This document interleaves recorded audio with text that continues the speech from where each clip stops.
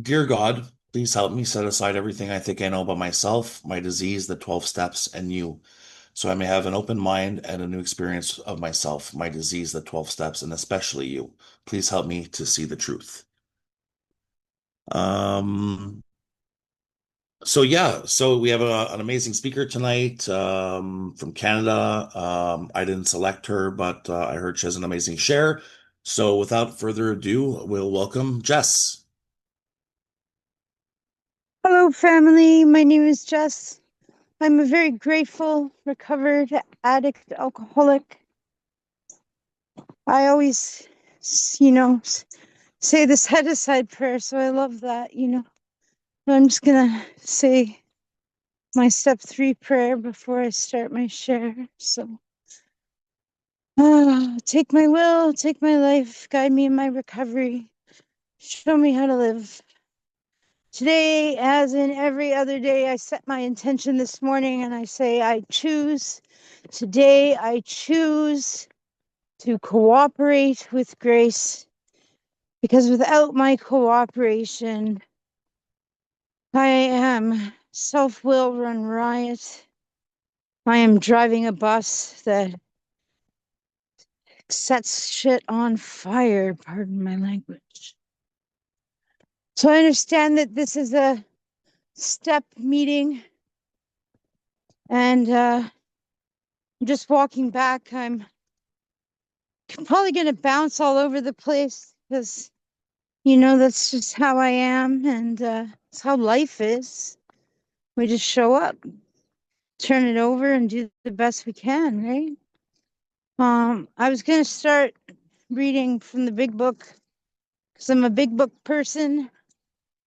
I was sponsored through the big book of Alcoholics Anonymous and doing the steps as outlined in the big book of Alcoholics Anonymous, sitting across the table from someone armed with the facts about themselves who did not condemn me for from where I came from or judge me for where I was in that present moment.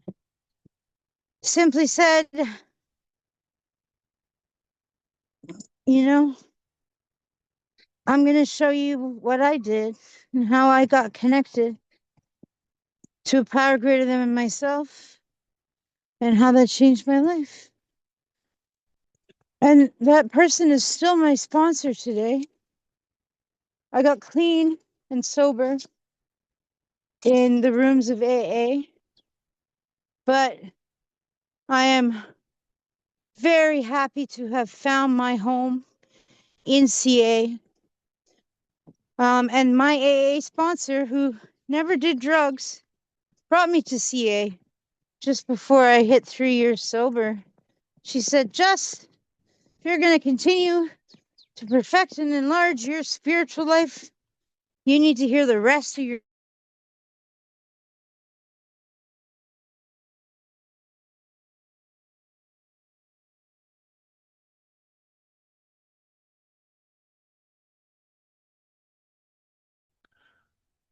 Looks like she froze. Oh, there you go. Oh, sorry, I might be switching from data to Wi-Fi as it closer to the other where I'm house sitting. Um, she brought me to CA where I met my grand sponsor and my great grand sponsor who were CA people. And man, I heard the rest of my story. Cookie, are you coming? You want to come inside? Come on. The cat is indecisive. All right, I'll leave her out there. And I've been in CA ever since. Just over 5 years now. It'll be 6 in the fall. And I found my people and I heard the rest of my story. And I continue to grow in understanding and effectiveness with each moment that passes through the good and the bad and the ugly and the beautiful. Because I cannot subscribe to the fact that this life is a veil of tears. You know, instead, I have to accept the fact that I am worth my recovery and God wishes me to be happy, joyous, and free. You know? And that journey takes a while, folks. So if you're new, don't worry about it. It'll happen naturally over time. Some people are able to accept that, they deserve to be clean and pretty quick. I've seen sponsees like get it out right out the gate. They're like, I deserve this. I'm going to build a beautiful life and everything's going to be great, even though things are currently terrible. And they're like 4 weeks in, and I'm like, me, when I finally like got from here to here with the I am worth my recovery thing, I think I was like 5 years clean. You know, it was after spending a year in a psych ward and, you know, completely losing my mind at 4 years sober and starting to do some serious outside help stuff because I had a proper diagnosis and someone who could help me get down to causes and conditions in a whole new way, right? So, anyways, I'm here now with my book. And the steps are in order for a reason. But once you've gone through them, once you've been taken through them with a sponsor and one of these beautiful books, then they're not so much in order anymore. They're kind of, all at once and all over the place and scattered throughout the day, you know. They show up when you least expect it, when you don't know that you need them, and in surprising ways. And we continue to be able to handle situations which used to baffle us, which for me was every situation, all the time. Like, that could have been my middle name, like, was baffled, you know. Hi, my name is Jess, and I am baffled all the time. So for me, like, I think you could pretty much, like, I can't read you the big book. I can't read you the first 164 in an hour, right? But for me, like, one and two is really clearly laid out in two paragraphs. And what one and two looks like is coming to an understanding and an acceptance of what is written in these two paragraphs, which is throughout other chapters and conversations with your sponsor, unity, service, recovery, and doing the do. And maybe some slips, relapses, same difference, folks, scattered in there too, right? There's only one solution, folks, but everyone's journey through that solution is very different in my experience. So here we go. Interestingly enough, both these paragraphs are found in There is a Solution, which is the second paragraph of the book. Well, doctor's opinion, third chapter of the book. I don't know. Technically, it's the second paragraph, second of the book, but chapter two, there's a solution. Wow, you're only on chapter two, and they're like, yeah, there's a solution. Right? It's pretty cool. So for me, this is 24 and 25, right? So for me, step one right here. And there's like a bunch of paragraphs around it that explain further in this, right? So if you're new, like, you'll get here, right? But I'm just gonna read the one paragraph. Because for me, this is it. It was not cheap to print in italics back then.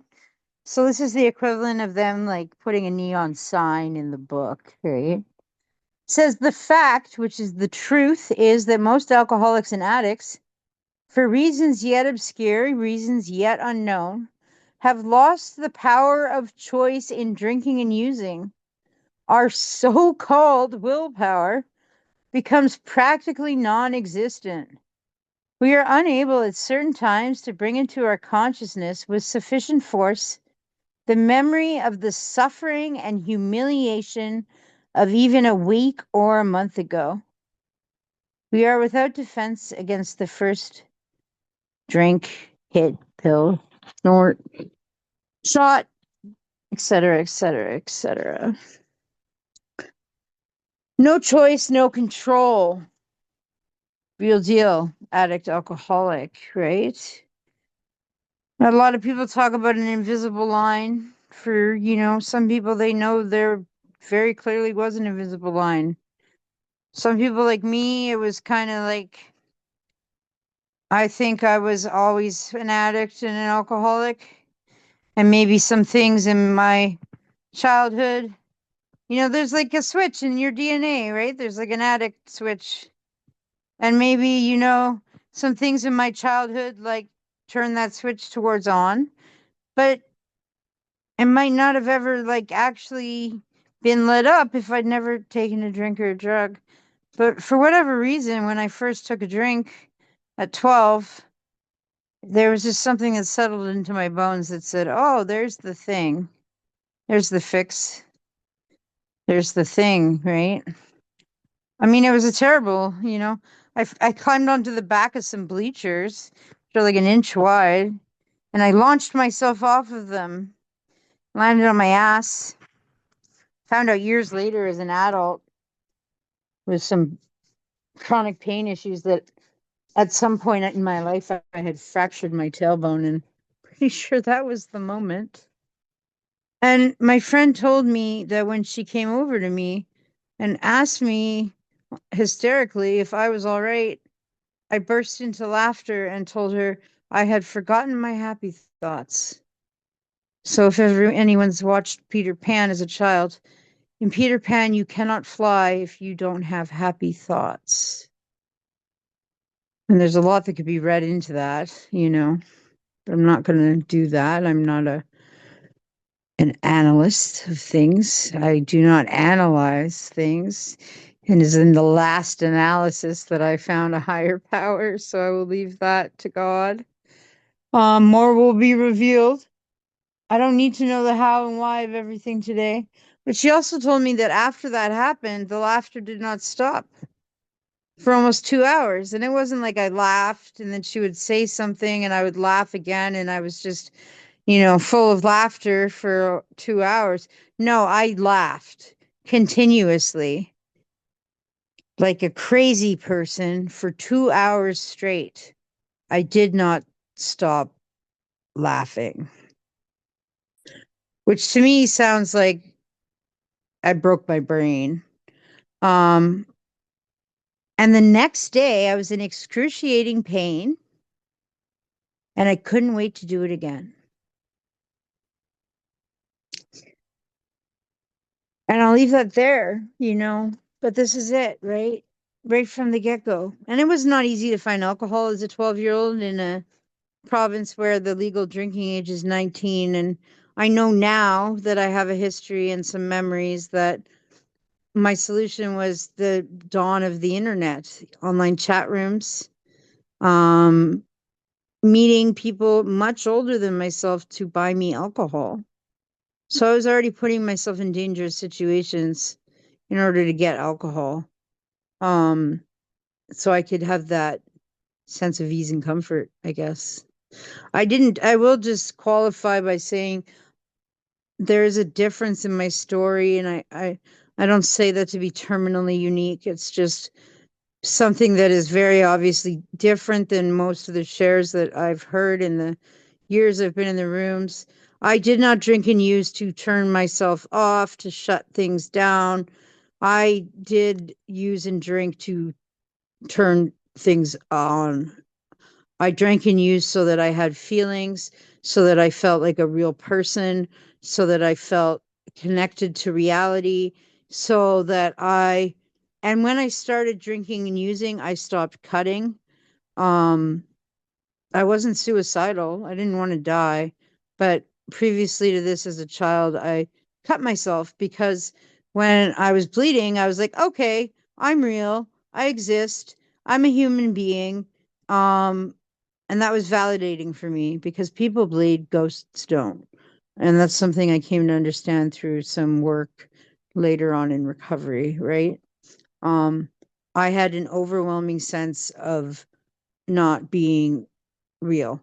And that's because some of my childhood, I existed in a vacuum. But I'm not here to talk about all that. I'm here to talk about recovery and the solution. But I did just want to say that because it's kind of a big piece of the puzzle for me. And it's not, it explains a lot why I chased oblivion for 20 fucking years. Because for me, then I wasn't putting on a show, you know. I didn't have to try so hard to be a real boy. So anyways, on 25, we have step two, right? Again, like I said, it's coming to the understanding and acceptance of what is written in the paragraphs here, right? Through more reading of the big book and work with a sponsor in unity, service, and recovery. There is a solution. Almost none of us like the self-searching, the leveling of our pride, the confession of shortcomings. This one just kind of is an overarching description of the steps we work. But we saw that it really worked in others. How many of us stayed because our first meeting we heard someone say something and we were like, damn, that's my story. Or damn, if it worked for them, it could work for me. Right? Someone who shared a story full of not yets, and we're just like, oh, well, if they can get clean, maybe I have a shot, right? And they mimic this in the 12 and 12 when they're talking about step one, right? That we don't want to do this work. We do it because we don't want to fucking die. Pardon my language. But this I'm going to repeat again. We saw that it really worked in others. So this is a power greater than ourselves in that moment, the fellowship. And we had come to believe in the hopelessness and futility of life as we had been living it, right? Gift of desperation, funny enough, also an acronym for God. Um, and this narrow window of opportunity that we can slip through, right? The brokenness of being broken, you know, this the bitter morass of self-pity, the quicksand surrounding us that it talks about in Bill's story before the darkness, before the dawn, right?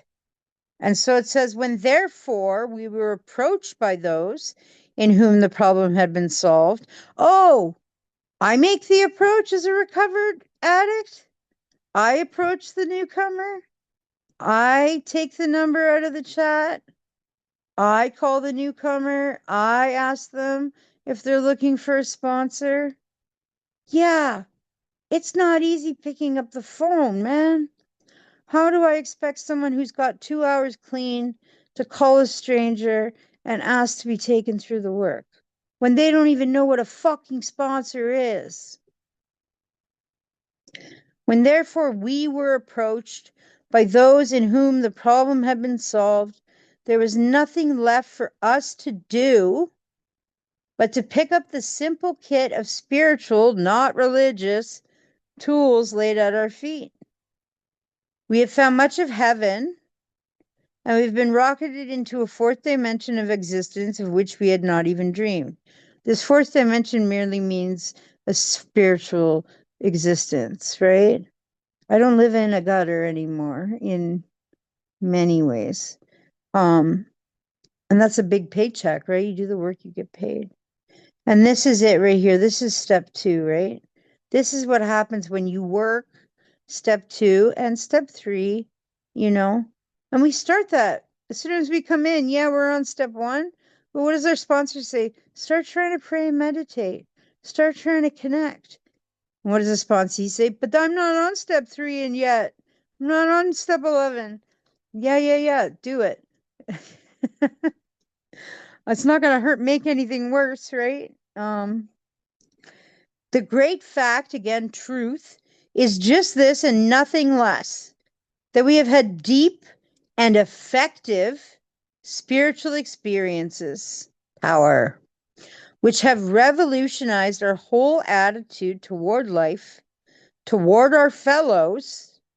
Fellows, there's other people in the world. It's not just me. Oh, cool. And toward God's universe. The central fact, truth of our lives today is the absolute certainty that our Creator, our God, our higher power, our something that isn't me, has entered into our hearts. And the interesting thing is, really, it was already there. It was already there inside me. Ha! I just had to let it in. And lives in a way which is indeed miraculous. He is and I have written in my margin, the power is in me, but it is not me. Very important qualification, folks. God has commenced to accomplish those things for us which we could never do by ourselves. Holy shit, is that a step 9 promise in chapter 2? What? Yes, it is, folks, right? God will do for us what we cannot do for ourselves, right? And so this is it, folks. Believe in a fucking power greater than yourself or drink and use, which leads to jails, institutions, and death, right?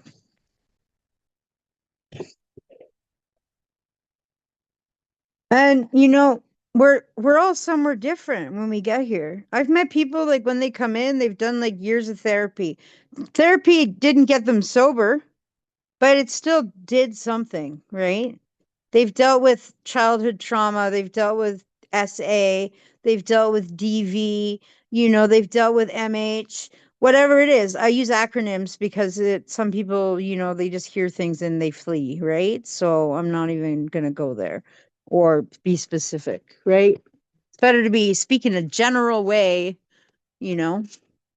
Like my buddy had been speaking with a psychologist for like 2 years before he came in. He was a raging alcoholic and an addict, but he'd done some serious heavy lifting, that once he started to apply a 12-step program to his life, wow, did he take off, like a cat on fire, and like me, I came in, I was like nonverbal, sitting on the floor at the back of a meeting, which they asked me to do in a gentle way because I could not stay in a chair. So it was disruptive and also causing me harm, right? Like, no one was have caused to call an ambulance in the middle of a meeting. But I would just sit on the floor at the back of the meeting and hiss at people. And not even if they spoke to me, it's just like I saw their ankles go by, you know? I do not remember most of my first 2 years of recovery. I came in with no past, and I mean that very literally, and no emotions. I was a robot because sober me was more fucked up than me with a drink or a drug in my system. And I know this because I I acquired a memory later on in sobriety of an alcoholic friend of mine, and all my alcoholic addict friends. I was still living in a house full of junkies and drunks for pretty much the first 18 months of my recovery because of, my financial situation and my level of competence. I was not able to rise above my circumstances, which were, being barely housed, right? For the first time, in a long time. I was living in a house of junkies and drunks, and they were all very supportive of my recovery. They would remind me that it was time to go to a meeting. They would like bang on the bathroom door when I was like banging my head against a wall and freaking out and be like, why don't you call your sponsor? You know, they told me these things, they were very supportive. No one tried to drag me down, right? And I went for long walks and I walked lots of dogs I didn't know and I stayed sober because the power of God runs deep, right? And this is all step 2, right? This is all coming to believe in a power greater than myself because hindsight is one of our greatest tools. So in the process of coming to believe, my sponsor was able to point things out. And I know all this. I know it sounds like I know all this because I lived it. But the thing is I don't remember any of it, right? It's all third party shared experience with me. But today I have feelings and I'm able to connect somewhat on an emotional level with who I was in early recovery based on having empathy and having emotional responses to my sponsees who have emotional emotions when they get sober, right? So it's like reverse empathy. I can remember how a sponsee felt and apply it to the situation I'm remembering, and it allows me to then feel a feeling about that situation. It's weird. I know I'm weird. It's great. I love it. Um, but I just acknowledge these differences, right? Because we're all different. We're not terminally unique. We're all addicts. We can all recover. But I'm just letting you know that sometimes it's two steps forward, two steps back, right? But sometimes going back is still going forward as long as you're aware that you've gone back, you know. Um, so step 2 and 3, the coming to believe was hindsight, a lot of it being pointed out things like my sponsor, like, you know, that I wasn't just a recovering addict, I was a recovering homeless person, things like this. Um, but for me, it was really just the friggin' awareness that in step 1, I have admitted that I am powerless over drugs and alcohol. Right? Because that's it when you come in, right? Eventually you realize you're powerless over like pretty much everything, and that's a whole different thing, right? That's the main difference between like going through your steps as a sponsee and then like living your steps as a recovered person is just the picture gets bigger, right? You have to apply it to more things, right? I have no control over anything. That's either incredibly freeing or incredibly terrifying. I choose freeing. I laugh about it many times a day. People do dumb shit, and I'm just like, I can't control you. People be peopling, addicts be addicting, it just is what it is. Um, yeah. And so for me, if I'm powerless over something, I've admitted this. That means that something had power over me. Drugs and alcohol were a power greater than me. My bend towards death and insanity was a power greater than me. So in step 2, I was like, so I'm just going to be free from a power that wants me dead, and I'm going to replace it with a power that wants me to live. Can we start there? And my sponsor was like, that is a very good place to start. You know, a power that didn't want me dead. There we go. Starting point. For some people, it's group of drunks, group of druggies. That works too, right? For me today, I'm an agnostic. Um, that just simply means without knowing, right? Um, I'm not an atheist. An atheist believes they can prove the non-existence of God. I do not believe this.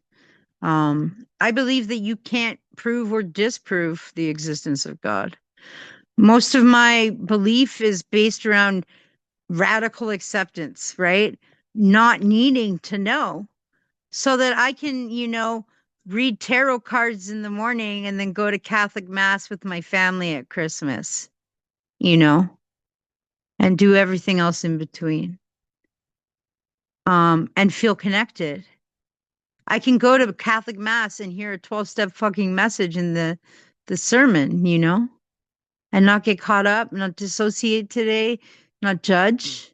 I can see the beauty in it because I just see a fellowship of people who found something bigger than themselves that helps them feel less unmanageable in their lives. And then I read my tarot cards and my oracle cards, and, you know, I have sponsees that go to church and get baptized in the sea and have, love Jesus Christ dearly. And it's all good, right? They will find no issue with me here. Because in step two, I realized I had no issue actually with organized religion. What I had an issue with was the human frailties of those people who practiced religion. It had nothing to do with religion itself. If you read religion and philosophy, like whether it's Hindu, Muslim, Christian, Buddhism, Taoism, it's all the same friggin' principles, right? Don't be a dick, you know? Basically, that's what it boils down to. Show up in the world today. Be of service to your fellows. Get your head out of yourself, right? Get your head out of your head and learn to accept the fact that it just is what it is, and learn to let go. For me, Buddhism was really important in early recovery. I did Buddhist recovery meetings. Um, I found comfort in that. AA can have some people in it. Let me say that. It's not AA, it's the people in AA. And I correct people in parking lots who are like, I went to AA and it was terrible for being an addict. And I'm like, no, cut them off the knees, right? Because I've been to some AA meetings that are incredibly welcoming to addicts, but there are one or two individuals who will barely let them in the door, right? Um, so Buddhism was critical because it balanced out some of the more, people that were banging on about things. As someone who literally believed they were going to burst into flames when they went into their first meeting, I needed that balance, right? And plus, Buddhist recovery was cool because there was like people from like Crystal Meth Anonymous, and there was like people from queer meetings, and there was like people from all sorts of fellowships, right? So I got a lot of different perspectives and a lot of different viewpoints. The Buddhist perspective of addiction really resonated with me, right? It's that everybody in the world is addicted to something. And the reason for this is because our natural state as humans is suffering. Our response to suffering, until we connect with a power greater than ourselves and a ton of acceptance, which we find easier when we're connected to something, is external stuff, right? Addiction.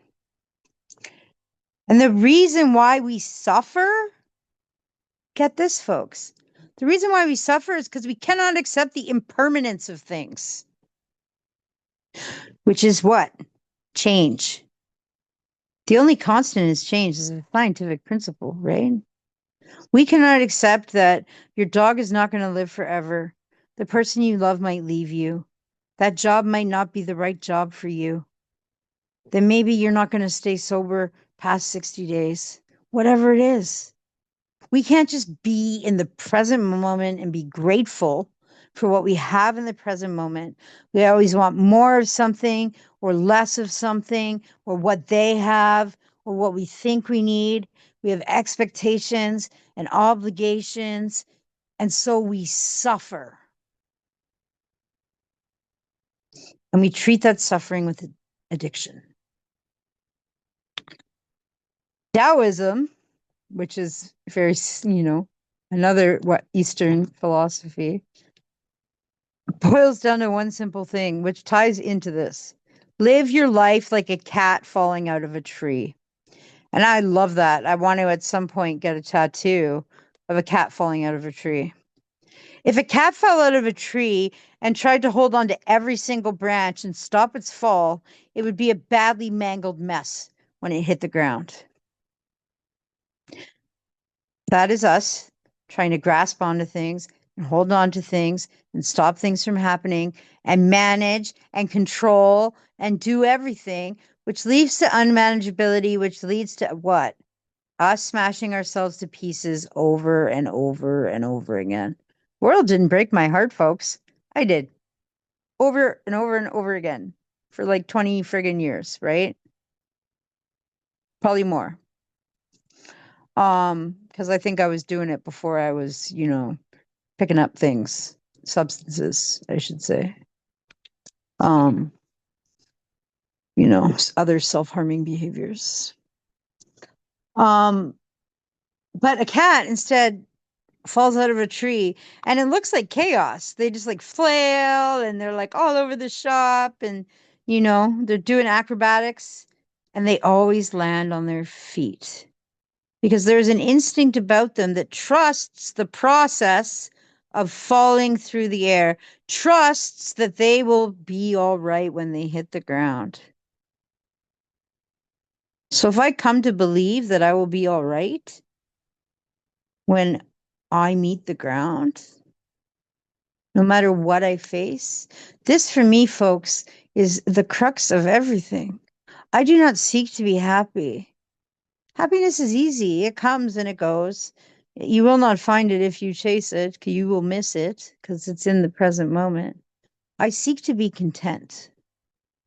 Content is the ability to be all right no matter what the circumstance. Come hell or high water, I'm all right. I don't have to be super fantastic. Just have to be all right. Inner stability, right? And generally, I'm all right. I don't say I'm fine today in that like half-assed passive aggressive way, right? I just say, oh, I'm all right. Some days I'm like super amazing. Some days I'm really not great. Most days though, I'm just all right. Doing all right. Most days I can live my life like a cat falling out of a tree and trust the process, even if I don't know what the process is, right? And this is as a result of doing all of the steps and living them. Because for me, folks, I don't need to talk about all the steps. I need to talk about step 10. Because for me, 6 and 7 is the secret sauce of this program, right? And 4, like inventory in general, right? Step 10 is 4 through 9 plus 12 all day, every day. It was work before, right? I had to consciously be aware of when my defects or old habits or defaults of character. My sponsor told me it was defaults, you know, default settings, the ways and means I had developed in order to, survive the life I was living.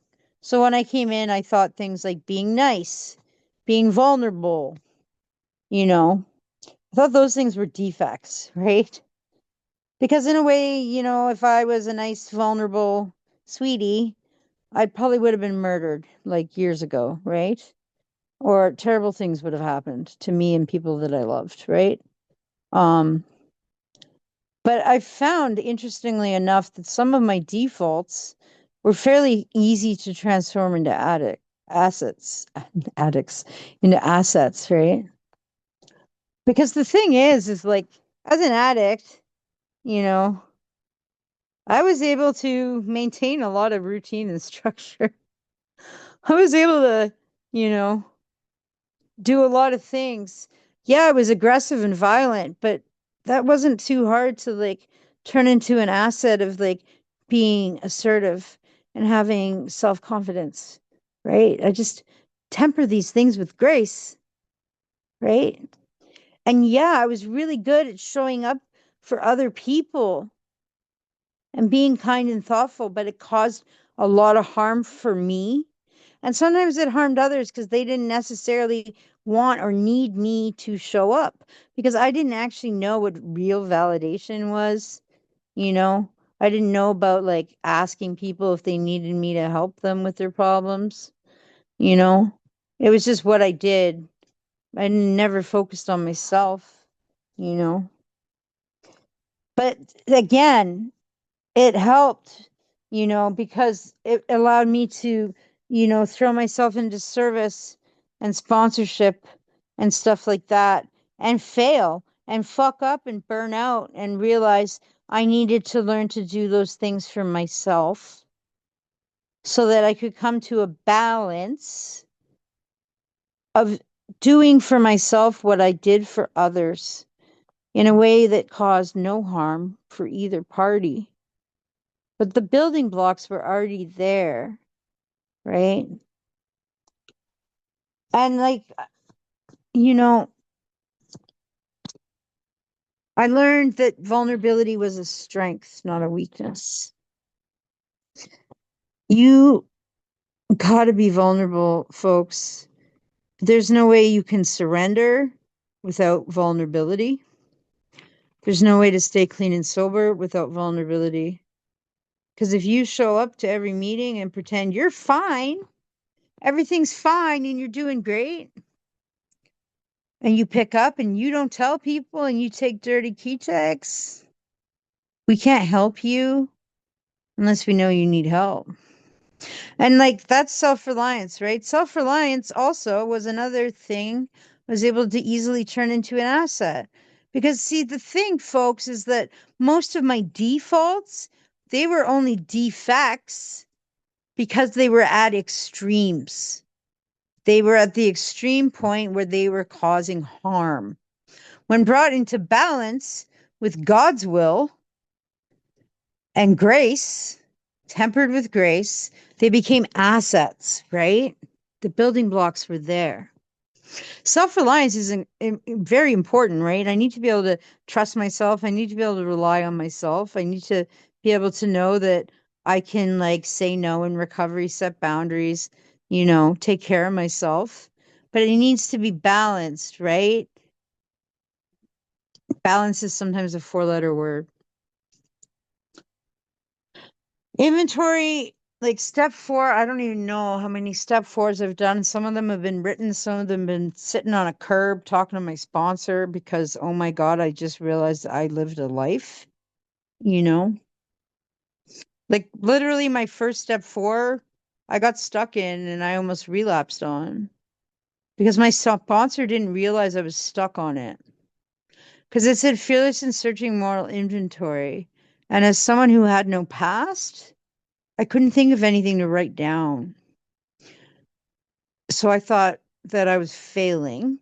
Of course, that was my go-to, which I didn't realize at the time, which was there's something wrong with me. I'm not able to do the work. I might as well just pick up. I'm not going to be able to move forward, blah, blah, blah, faulty narratives, right? But luckily, I had a conversation with my sponsor. She saw me spinning and she was like, "You're stuck." She's like, she's like, "Do you have anything?" And I was like, "Well, I have kind of a thing. There was like something like there was like a thing with my mom that I know wasn't right, but I don't really have a resentment because I don't have feelings. And it's hard to have resentments when you don't have feelings, right? And I mean that very literally, folks. Like I had no feelings. So it was hard. But I wrote down the thing that my mom about my mom that I knew wasn't right. Anyway, and I was able to like find a part in it. And then there was another one, maybe my dad. I was able to like write down a thing about his behavior that I knew wasn't right. And logically in my head, I was like, my dad behaved this way and I know that it wasn't right. I wasn't really able to do the middle columns, like the parts of me that were affected, because at that point in my recovery, I had no sense of self, right? That was part of the problem when I picked up and like threw myself full tilt into the madness was I had no sense of self, which is interesting because I've never really been someone who's been impacted by a lot of shame and guilt. I'm not someone who is easily affected when people like call me names or like say derogatory things towards me, because I never really developed a sense of self, right? But this is all a work in progress, folks, right? Like where I am now is so different.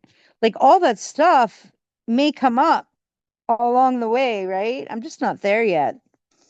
Like for me, my sponsees that I work with who come in and all they have, which is like 90% of the people in 12 step recovery, all they have is past and feelings.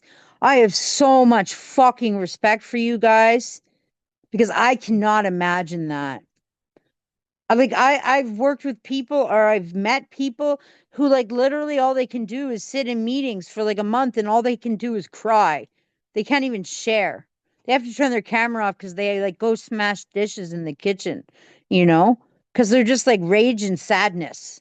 And they don't even know why yet. It's just like disjointed chaos, right? Like it's just like everything all at once, right? So I think God shut me down for a reason because if I came in with everything all at once, I don't know if I would have made it, folks. And that's just the honest to God truth with what I have now on my awareness, right? And she was like, well, you've got two things. She's like, what about fear? And I was like, well, I got a bunch of fears.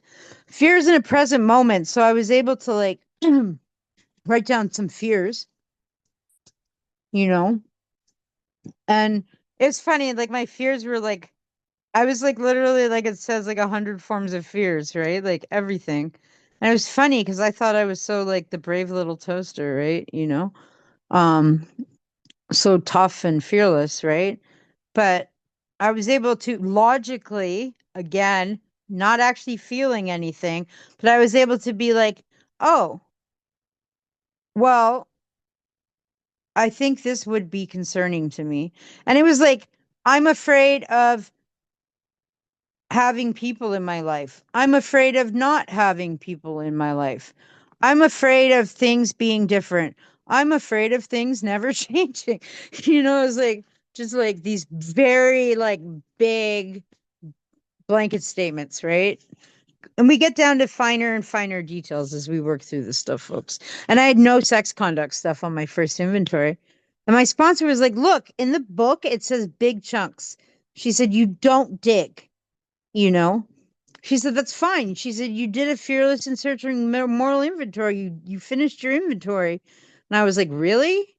And I know all this from her telling me about it later. I don't actually remember any of this, which I think I mentioned already. If I did, I forgot. Sorry. I'm a blackout sharer. Um, Meaning like I don't remember what I say, right? So, weird. That's the weird phone call. Um, but yeah, so inventory. I think I was talking about inventory. Yeah, my first inventory. And I was like, she's like, it's still a fearless and searching moral inventory. You don't dig. Yeah, that's what I was talking about, I think.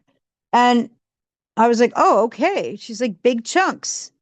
That is what's there for you right now. More will be revealed. You need to trust God, which for me is trust the process. For her, it's trust God, right? And so we did a step 5. And I don't remember I remember a little bit. I just remember that step 5 ended up being like a few hours long and it ended up with like me crying on her sofa. And that was the first time I'd like cried sober since I was a kid.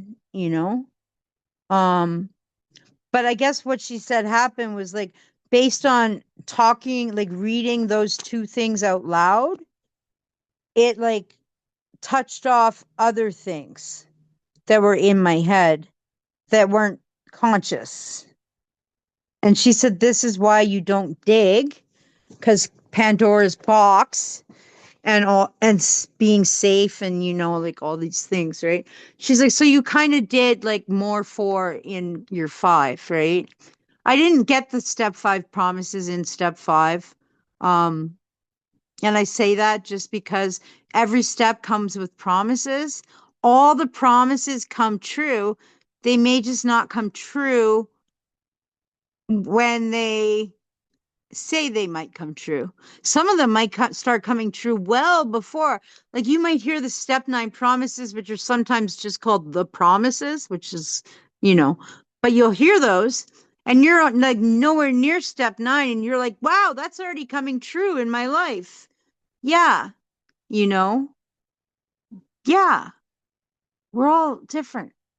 We're just not terminally unique, right? The step 5 promises for me came true when I did step 9.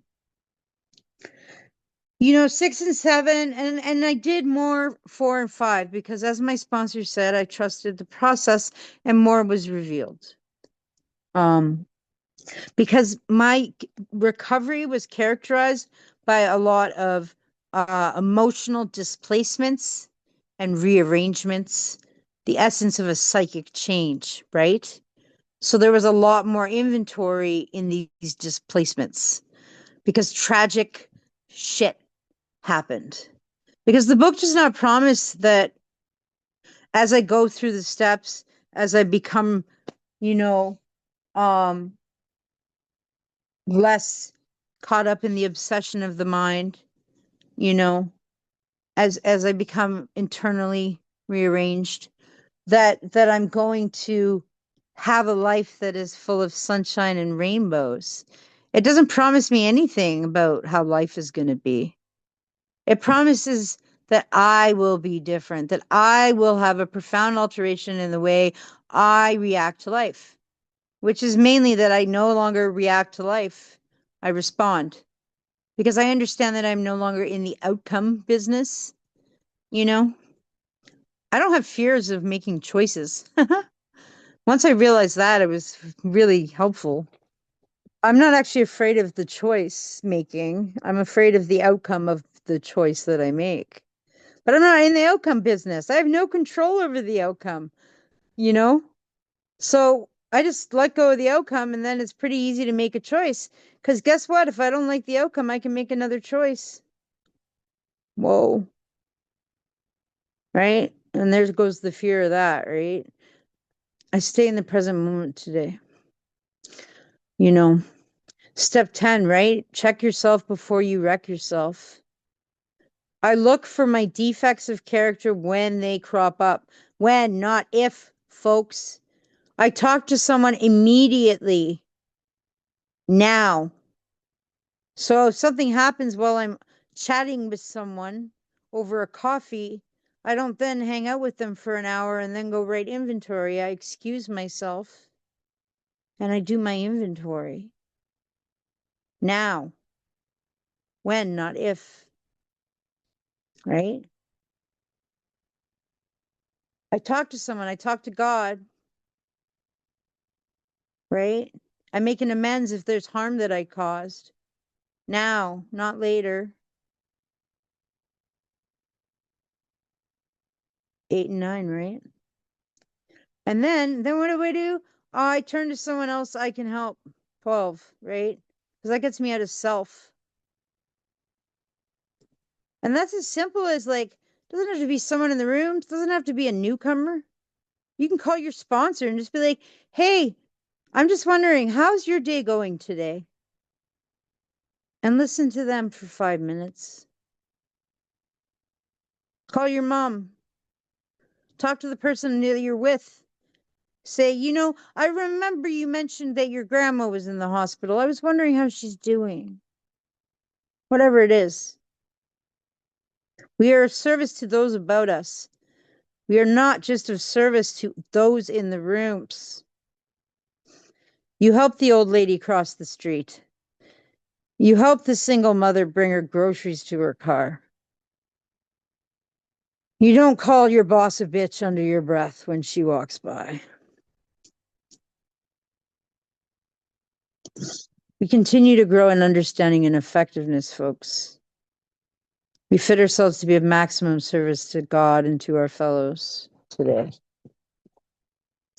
11 is just, searching, continuing to grow. Grow. Don't be Jim, right? Jim is the guy who put whiskey in milk after relapsing 6 times in rapid succession. Jim worked a solid program, but he didn't perfect and enlarge his spiritual life. Earlier on in the book, it explains what that looks like. For anyone who's wondering, well, what exactly does enlarging your spiritual life look like? It says specifically in the big book that is work and self-sacrifice for others. And sorry, folks, self-sacrifice is not giving up the time you have. It's giving up the time you do not have. It's being inconvenienced. It's, jumping on a committee meeting you don't jump on normally because they don't have enough people to carry out business. It's speaking at the last minute. It's, taking a call from a sponsee or going over on your sponsee allotted hour, you know, even though you really wanted to eat lunch or you wanted to go to the pool with your friends. I'm one of those people that's so situated that I can give nearly all my time to the work because I'm on disability. And that might change. I'm moving across the country in July for health reasons. And that might change. I might have to pick up some part-time work because I'm moving from one of the cheapest places in Canada to one of the most expensive places in Canada. I'm leaving one of the highest disability payments in Canada for one of the lowest disability payments in Canada. Isn't that great? High disability payment, low cost of living, high cost of living, low disability payment. But it is what it is. Jump off a cliff, trust the process, right? It's gonna be fine. It's gonna be all right. I mean, it's gonna be all right. Because today I choose to cooperate with grace. For me, it's the good in the universe, it's the God in the universe, right? I believe that for me, that's spirituality, right? I believe that I was presented with an opportunity to work a program. My favorite definition of this program is a design for living that works in rough going. Serious rough going. This program has carried me through all sorts of hell, you know, little bits of hell, huge bits of hell. I buried my little sister when I was 18, 19 months clean, after 2 months of being homeless in sobriety. My partner, the guy who literally saved my life and helped me get sober and off the streets and was the first person who kind of put a stop to me trying to die with every hit I took because he was like, hey, you deserve a good life and refused to the point where it caused him harm, to like let me be a person who had given up on myself so thoroughly, you know. He died. He died a week after I hit 3 years sober. Um, his dog, which became my dog after he died this December that just passed. And that was a whole new kind of grief. And I always knew that when she died, it would be like losing him all over again. And it was really profound because I'm in a whole different place than I was at 3 years clean, a whole different set of feelings and humanity and connectedness, a whole different ability to actually experience the grief of losing him. So that was an interesting ride. I've been through all sorts of things and tons of joy things too. But for me, I will leave it because I've got like 3 minutes left with what it says over and over and over and over again, which is that nothing so much and says it like in a million different ways, but I will say it in the most clear-cut way possible because it uses a very strong word. It says nothing so much will ensure immunity against the next drink or drug as intensive work with another alcoholic or addict. I may not go to a lot of meetings, you know. Sometimes I don't go to any meetings because I'm with family or I'm, showing up and for life in other ways, you know. So I cut back on meetings, but I don't cut back on sponsorship. I don't, ever. For some people, like their job is non-negotiable, right? Everyone has a non-negotiable, in their life, right? And yeah, recovery is number one always, but my sponsees are my non-negotiables. I may cut back on service, never all the way, but I'll cut back on service or I'll cut back on meetings because I'm spending, time across the country with my kid. Yeah, I have a relationship with my kid today who I didn't see for like almost 8 years. Wow, gifts. Um, because that's what God wants from me, right? Like, I'm not chained to the rooms of Cocaine Anonymous. It's my job to show up in the world today because that's the gift that Cocaine Anonymous gave me, right? I'm supposed to overcome my difficulties and use those experiences to show other people that they can fucking do it too. So that's what I do. I'm with people a couple times a day, every day. That's why I don't do my steps every year. I do my steps every time someone else does their steps. I do outside help. It's very important. I build a life that I don't want to escape from. And when I get stuck, I call my sponsor so she can ask me one simple question. Jess, how free do you want to be? And I get all shy and I say, all the free, Nancy, all the free. Chagrin, I think is the word. I'm pronouncing that wrong, you know. So I'll leave it here. Build a life you don't want to escape from. Ask for fucking help, you know. I don't know if this message didn't reach you, listen to another message. Everyone's got a message. Common problem, common solution. Stick together. You can't do this alone. You're not a fucking island. The crux of every message that you'll hear from a recovered person is that we need to burn it into the consciousness of every single suffering addict that they can recover regardless of anybody else. The only condition being that they trust God, clean house, and we like to add help other people. Acronym for HOPE, helping other people every day. Love you guys. Thanks for letting me share. Thank you so much, Jess. That was an amazing share. Raw, honest, lots of humility. I really like the analogy of the cat falling from the tree. It was classic. I never heard the acronym for HOPE. I really enjoy that also. Okay, great. It's the end of the speaker portion, but not the end of the meeting. At this time, we'll observe the seventh tradition. We're fully self-supporting through our own Oh, contributions. fuck.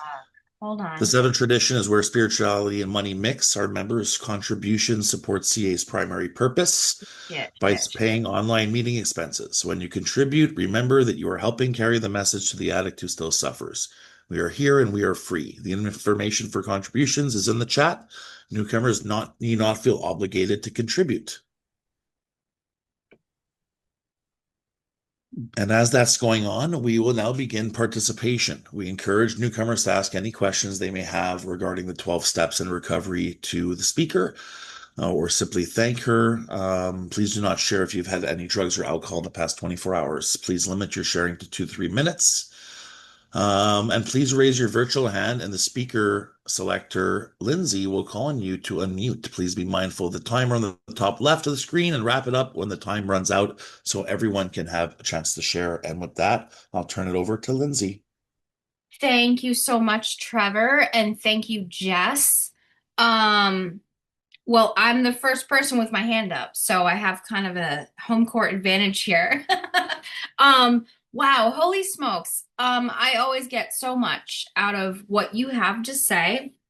Um, you're a blackout speaker, meaning that God was speaking to us today, and we don't always get that, right? Like, there's a lot of speakers for CAAA, etc., who have their message kind of like tailored and wrapped up and with a bow. But like, I know that when I get to hear from you, Jess, it is organic and it is coming from a place not of your intellect, but it's coming from the soul and it's coming from God. So thank you so much. I took a lot of notes while you were speaking. What a beautiful opportunity to get to hear you for a chunk of time, really. I know it's got to be hard to talk for that long,